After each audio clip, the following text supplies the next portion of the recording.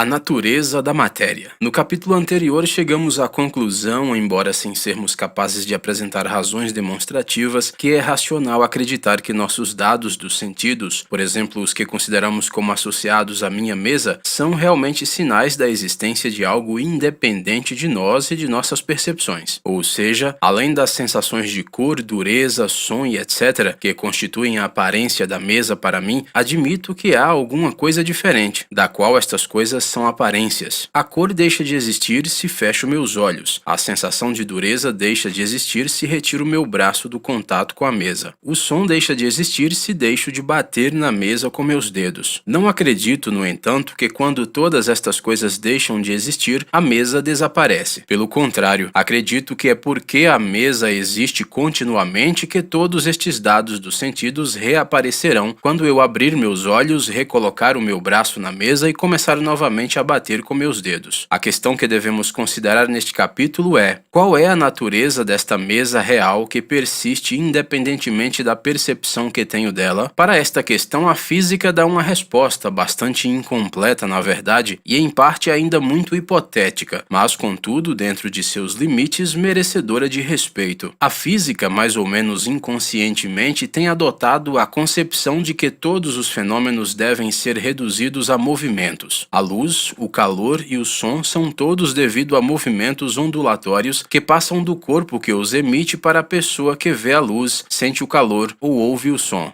Aquilo que tem movimento ondulatório é o éter ou a matéria bruta, mas em ambos os casos é o que o filósofo denominaria de matéria. As únicas propriedades que a ciência atribui à matéria são posição no espaço e capacidade de movimento segundo as leis do movimento. A ciência não nega que a matéria possa ter outras propriedades, mas se as tem, estas outras propriedades não são úteis ao homem de ciência e de maneira alguma o auxilia na explicação dos fenômenos. Diz-se às vezes que a luz é uma forma de movimento ondulatório, mas isso é enganoso, pois a luz que imediatamente vemos e conhecemos diretamente por meio de nossos sentidos não é uma forma de movimento ondulatório, mas alguma coisa completamente diferente, alguma coisa que nós todos conhecemos se não somos cegos, embora não possamos descrevê-la de modo a sermos compreendidos por uma pessoa que seja cega. Um movimento ondulatório, pelo contrário, poderia muito bem ser descrito a uma pessoa cega, uma vez que esta pode adquirir um conhecimento do espaço por meio do tato, e ela pode experimentar um movimento ondulatório numa viagem marítima, quase tão bem quanto nós. Mas isso que um homem cego pode entender não é o que queremos dizer por luz. Queremos dizer por luz precisamente aquilo que um homem cego nunca pôde entender, e nunca conseguimos lhe descrever. Ora, este algo que todos os que não somos cegos conhecemos não é, de acordo com a ciência, realmente encontrado no mundo exterior. É algo causado pela ação de certas ondas sobre os olhos e nervos e cérebro da pessoa que vê a luz. Quando se diz que a luz é constituída de ondas, o que realmente se quer dizer é que as ondas são as causas físicas das nossas sensações da luz. Mas a ciência não supõe que a própria luz, aquilo que as pessoas experimentam ao ver e que as pessoas cegas não experimentam, constitui uma parte do mundo que é independente de nós e dos nossos sentidos, e observações muito semelhantes se aplicariam aos outros tipos de sensações.